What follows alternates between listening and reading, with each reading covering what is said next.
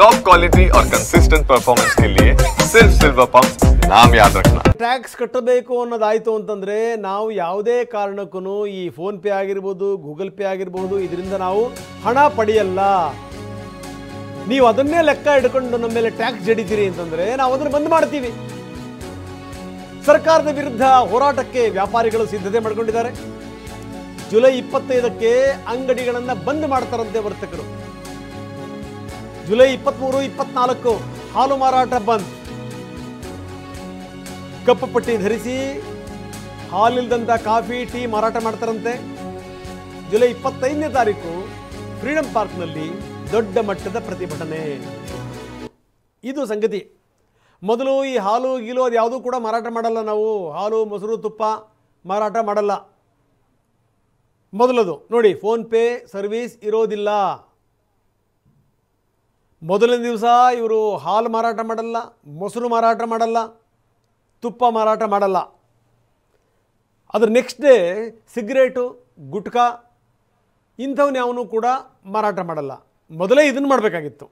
ಈ ಸಿಗರೇಟು, ಗುಟ್ಕಾ, ಈ ಬೀಡಿ ಇಂಥವನ್ನು ಮೊದಲು ಮಾಡಲ್ಲ ಅಂತ ಹೇಳಬೇಕಾಗಿತ್ತು.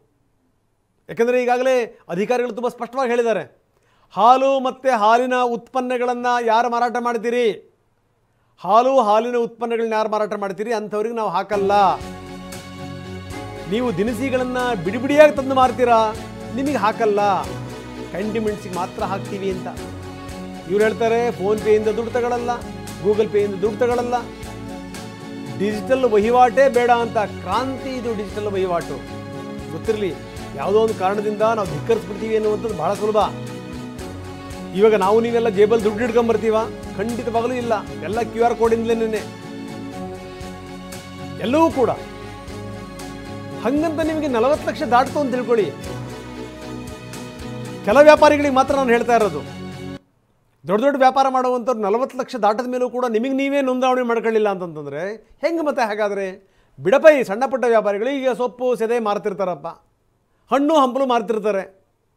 ಎಷ್ಟು ತರ್ತಾರೋ, ಎಷ್ಟು ಕೆಟ್ಟಿರುತ್ತೋ, ಏನು ಕತೆನೋ, ಎಷ್ಟು ನಷ್ಟ ಆಗಿರುತ್ತೋ, ಎಷ್ಟು ಲಾಭ ಆಗಿರುತ್ತೋ.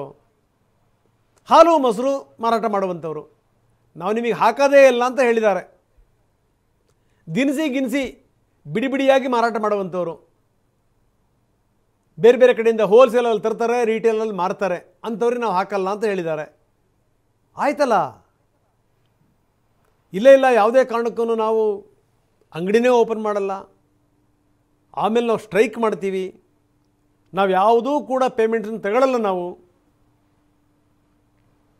ಹಿಂಗೆ ಅಂದ್ಬಿಟ್ರೆ ಗತಿ ಏನು? ಈಗ ರಾಜ್ಯ ಸರ್ಕಾರವೂ ಕೂಡ ಭಾಳ ಜಾಣ ನಡೆ ತೋರಿಸ್ತಾ ಇದೆ. ಕೇಂದ್ರ ತಲೆ ಮೇಲೆ ಹಾಕಿ ಕೂತ್ಕೊಂಡ್ಬಿಡೋದಪ್ಪ, ನಮಗೂ ಇದಕ್ಕೂ ಸಂಬಂಧ ಇಲ್ಲ ಅಂತ. ರಾಜ್ಯದ ವ್ಯಾಪ್ತಿಗೆ ಬರೋದೇ ಅಲ್ವಾ ಹಾಗಾದರೆ ಇದೆಲ್ಲ ಯಾವುದು ಕೂಡ? ಸಣ್ಣ ಸಣ್ಣ ಸಂಗತಿಗಳೆಲ್ಲ ದೊಡ್ಡದಾಗಬಾರ್ದು. ತಕ್ಷಣ ಕೂತ್ಕೋಬೇಕು, ಅದನ್ನು ಸರಿ ಮಾಡಬೇಕು, ಅವ್ರಿಗೊಂದು ಸಮಜಾಯಿಷಿ ಕೊಡಬೇಕು. ನೋಡ್ರಪ್ಪ, ಇಂತಿಂಥ ಪ್ರಾಡಕ್ಟ್ಸಿಗೆ ನಾವು ಹಾಕ್ತೀವಿ, ಇಂತಿಂಥದಕ್ಕೆ ಹಾಕಲ್ಲ. ಇಷ್ಟು ಅಮೌಂಟ್ ಆದಮೇಲೆ ನಿಮ್ಮದು ತೀರಾ 40 ಲಕ್ಷ ದಾಟದ ಮೇಲೂ ಹಾಕಬೇಡಿ ಅಂತಂದರೆ ಹೇಗೆ?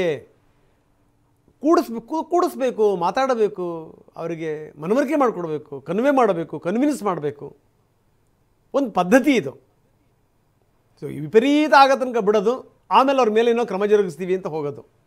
ಹಿಂಗಾಗ್ಬಿಟ್ರೆ ಹೆಂಗೆ? ಬನ್ನಿ, ನಮ್ಮ ಪ್ರತಿನಿಧಿ ಕಿರಣ್ ಸೂರ್ಯ ನಮ್ಮೊಂದಿಗೆ ಈಗ ನೇರ ಸಂಪರ್ಕದಲ್ಲಿದ್ದಾರೆ. ಕಿರಣ್, ಏನು ನಡೀತಾ ಇದೆ ಜಟಾಪಟಿ? ಯಾಕಂದರೆ ಅಧಿಕಾರಿಗಳು ಕೂಡ ತುಂಬ ಸ್ಪಷ್ಟವಾಗಿ ಹೇಳಿದ್ದಾರೆ, ಯಾರಿದ್ರ ವ್ಯಾಪ್ತಿಗೆ ಬರ್ತಾರೆ, ಯಾರಿದ್ರ ವ್ಯಾಪ್ತಿಗೆ ಬರಲ್ಲ. ಇಷ್ಟೆಲ್ಲ ಆದಮೇಲೂ ಕೂಡ ನಾವು ಬಂದ್ ಮಾಡ್ತೀವಿ. ಹಾಲು, ಮೊಸರು, ತುಪ್ಪ ಇದನ್ನು ಮಾರಾಟ ಮಾಡೋದನ್ನು ನಾವು ಬಂದ್ ಮಾಡ್ತೀವಿ ಮೊದಲನೇ ದಿವಸ. ಎರಡನೇ ದಿವಸ ಬೀಡಿ, ಸಿಗರೇಟು, ಈ ತಂಬಾಕು, ಈ ಗುಟ್ಕಾ ಅದನ್ನು ಬಂದ್ ಮಾಡ್ತೀವಿ ಅಂತ ನಾನು ಹೇಳ್ತಾ ಇದ್ದೆ. ಮೊದಲು ನೀವು ಬೀಡಿ, ಸಿಗರೇಟು, ಗುಟ್ಕಾ ಬಂದ್ ಮಾಡಿಬಿಡಿ ಫಸ್ಟು, ಒಳ್ಳೇದದು ಅಟ್ಲೀಸ್ಟ್. ಆಮೇಲೆ ನೀವು ನಿಮ್ಮ ಸ್ಟ್ರೈಕ್ ಇದೆಯಲ್ಲ ಮುಂದುವರಿಸಿ, ಯಾರು ಬೇಡ ಅಂತಾರೆ ಅಂತ. ಸರ್ಕಾರ ಏನು ಮಾಡ್ತಾ ಇದೆ? ಇದಕ್ಕೆ ಸಂಬಂಧಪಟ್ಟಂಗೆ ಏನಾದರೂ ಮಾತುಕತೆಗಳಾಗ್ತಾ ಇದೆಯಾ? ಇದು ಜೊತೆಗೆ ಏನು ಅಂತಂದರೆ ಇವ್ರನ್ನ ಕನ್ವಿನ್ಸ್ ಮಾಡುವಂಥ ಪ್ರಯತ್ನಗಳೇನಾದರೂ ಆಗ್ತಾ ಇದೆಯಾ? ಏನು ನಡೀತಾ ಇದೆ?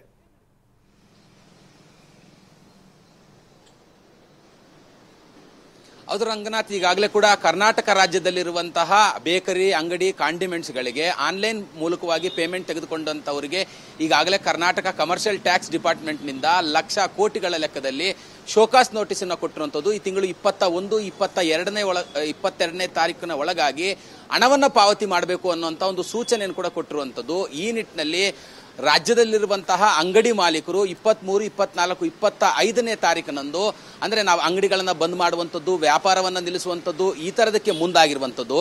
ಅಂದ್ರೆ ಇಲ್ಲಿ ಪ್ರಮುಖವಾಗಿ ರಂಗನಾಥ್ ಇರುವಂಥದ್ದು ಕಮರ್ಷಿಯಲ್ ಟ್ಯಾಕ್ಸ್ನಿಂದ ಯಾವುದೇ ತರವಾದಂಥ ಸ್ಪಷ್ಟನೆ ಸಿಗ್ತಾ ಇಲ್ಲ ವ್ಯಾಪಾರಿಗಳಿಗೆ. ಅಂದ್ರೆ ಕಮರ್ಷಿಯಲ್ ಟ್ಯಾಕ್ಸ್ನ ಅಧಿಕಾರಿಗಳು ಹೇಳ್ತಾ ಇರುವಂಥದ್ದು ವಿನಾಯಿತಿ ಇರುವಂತಹ ಗೂಡ್ಸ್ನ ವ್ಯಾಪಾರ ಮಾಡುವಂತಹ ವ್ಯಾಪಾರಿಗಳಿಗೆ ಟ್ಯಾಕ್ಸ್ನಿಂದ ವಿನಾಯಿತಿ ಇದೆ ಅಂತಂದ್ರೆ ಯಾವ್ಯಾವ ವಸ್ತುಗಳಿಗೆ ವಿನಾಯಿತಿ ಇದೆ ಅಂದ್ರೆ ಹಾಲಿಗಿದೆಯಾ, ಹಣ್ಣಿಗಿದೆಯಾ, ತರಕಾರಿಗಿದೆಯಾ, ಹೂವಿಗಿದೆಯಾ, ಈ ತರ ಒಂದು ಮಾಹಿತಿಯನ್ನು ಕೊಡಬೇಕಾಗುತ್ತೆ ರಾಜ್ಯದಲ್ಲಿರುವಂತಹ ವ್ಯಾಪಾರಿಗಳಿಗೆ. ಸ್ಪಷ್ಟವಾದಂತಹ ಮಾಹಿತಿ ನೀವು ನೋಡಿ ಇಂತಿಂತ ವ್ಯಾಪಾರವನ್ನು ಮಾಡ್ತೀರಾ, ನಿಮಗೆ ವಿನಾಯಿತಿ ಇದೆ.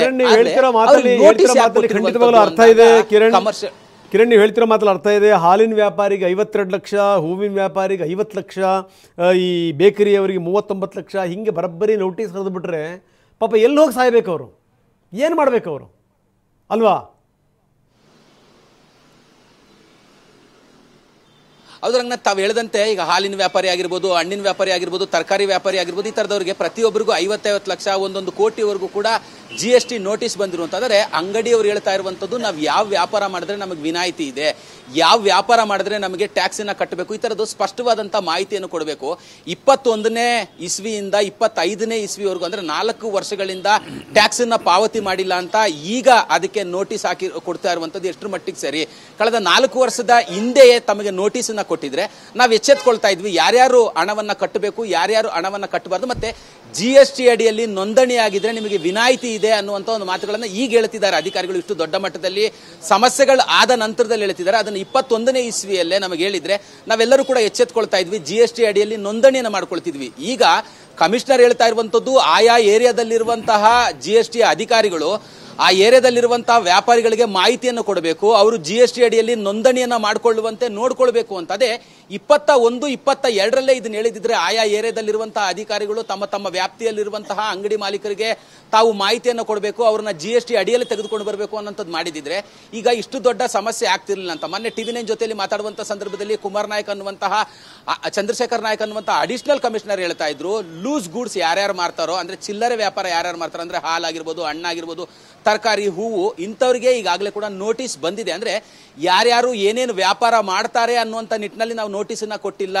1 ವರ್ಷಕ್ಕೆ 40 ಲಕ್ಷಕ್ಕೂ ಹೆಚ್ಚು ಯಾರು ಹಣವನ್ನ ಟ್ರಾನ್ಸಾಕ್ಷನ್ ಮಾಡಿದ್ದಾರೆ ಅವರಿಗೆ ನೋಟಿಸ್ ಅನ್ನ ಕೊಟ್ಟಿದ್ದೀವಿ. ಆದರೆ ಯಾರ್ಯಾರಿಗೆ ನೋಟಿಸ್ ತಲುಪಿದೆಯೋ ಅವರೆಲ್ಲರೂ ಕೂಡ ಆಯಾ ಏರಿಯಾದಲ್ಲಿರುವಂತಹ ಕಮರ್ಷಿಯಲ್ ಟ್ಯಾಕ್ಸ್ ನ ಅಧಿಕಾರಿಗಳನ್ನ ಭೇಟಿ ಮಾಡಬೇಕು, ಆ ಕಚೇರಿಗೆ ಸಂಪರ್ಕನ ಮಾಡಿ ನಾನು ಇಂಥ ವ್ಯಾಪಾರವನ್ನು ಮಾಡ್ತೀನಿ ಅಂದ್ರೆ 40 ಲಕ್ಷ ರೂಪಾಯಿ ನನಗೆ ಟ್ರಾನ್ಸಾಕ್ಷನ್ ಆಗಿದೆ, ನಾನು ವ್ಯಾಪಾರದ ಅಂದ್ರೆ ಮಂಡಿಯವರಿಂದ ಇಷ್ಟು ಹೂವನ್ನು ತೆಗೆದುಕೊಂಡು ಬರ್ತೀನಿ, ಕಸ್ಟಮರ್ಸ್ ಹತ್ರ ಇಷ್ಟು ದುಡ್ಡನ್ನು ತೆಗೆದುಕೊಳ್ತೀನಿ, ನನಗೆ ಇದರಲ್ಲಿ ಇಷ್ಟು ಲಾಭ ಸಿಕ್ಕಿದೆ, ಇಷ್ಟು ವ್ಯಾಪಾರ ಮಾಡ್ತೀವಿ ಅಂತೇಳಿ GST ಅಡಿಯಲ್ಲಿ ನೀವು ನೋಂದಣಿಯನ್ನು ಮಾಡ್ಕೊಂಡಿದ್ದಿದ್ರೆ ಇಷ್ಟು ಸಮಸ್ಯೆ ಆಗ್ತಾ ಇರಲಿಲ್ಲ ಅನ್ನುವಂಥದ್ದು GST ಅಧಿಕಾರಿಗಳ ಮಾಹಿತಿ. ಆದ್ರೆ ಇವ್ರು ವ್ಯಾಪಾರಿಗಳು ಹೇಳ್ತಾ ಇರುವಂತದ್ದು ನಮಗೆ ಈ ಮಾಹಿತಿನೇ ಇಲ್ಲ, ಈಗ ಹೇಳ್ತಾ ಇರೋದು ಎಷ್ಟರ ಮಟ್ಟಿಗೆ ಸರಿ ಅಂತ ಸಾಕಷ್ಟು ಗೊಂದಲಗಳಿಂದ ಅಧಿಕಾರಿಗಳು ಮತ್ತೆ ಗ್ರಾಹಕರು ಕೂಡ ಇರುವಂತದ್ದು. ಧನ್ಯವಾದ ಕಿರಣ್, ತಮ್ಮೆಲ್ಲ ಮಾಹಿತಿಗೆ. ಒಂದು ಸಂಗತಿ, ಇದಕ್ಕೆ ಸಂಬಂಧಪಟ್ಟಂಗೆ ಆದಷ್ಟು ಬೇಗ ಒಂದು ಮಾರ್ಗ ಕಂಡು ಹಿಡ್ಕೋಬೇಕು. ಜೊತೆಗೇನು ಅಂದರೆ ಈ ಒಂದು ವ್ಯವಸ್ಥೆ ಸೃಷ್ಟಿಯಾಗುವಂಥದ್ದು ಸುಲಭದ ಕೆಲಸ ಅಲ್ಲ. ಜನರಿಗೆ ಮನವರಿಕೆ ಆಗಿರುತ್ತೆ, ಜನ ಕನ್ವಿನ್ಸ್ ಆಗಿರ್ತಾರೆ, ಒಂದು ನಂಬಿಕೆ ಬರುತ್ತೆ. ಮೊದಲೆಲ್ಲ ವಿಪರೀತ ಪ್ರಶ್ನೆಗಳಿದ್ವು, ನಾವು ಪೇ ಮಾಡಬೇಕಾದ್ರೆ ಹೆಂಗಪ್ಪ, ಏನು ಕತೆ, ಇದನ್ನ ಏನಾದರೂ ಮಾಡಿಬಿಟ್ರೆ, ನಮ್ಮ ಅಕೌಂಟಿಗೆ ಕನ್ನ ಹಾಕಿಬಿಟ್ರೆ, ಇವೆಲ್ಲವೂ ಕೂಡ ಇತ್ತು. ಇದೆಲ್ಲವೂ ಕೂಡ ಕ್ಲಿಯರಾಗಿ ಜನ ಈಗ ಸಂಪೂರ್ಣ ಡಿಪೆಂಡ್ ಆಗಿದ್ದಾರೆ. ಈ ಸಂದರ್ಭದಲ್ಲಿ ಒಂದು ವ್ಯವಸ್ಥೆನ ಕೆಡಿಸೋದು ಭಾಳ ಸುಲಭ, ಕಟ್ಟೋದು ಭಾಳ ಕಷ್ಟ. ಈ ನಿಟ್ಟಿನಲ್ಲಿ ಅಧಿಕಾರಿಗಳು ಸಾಕಷ್ಟು ಎಫರ್ಟ್ ಹಾಕಬೇಕು.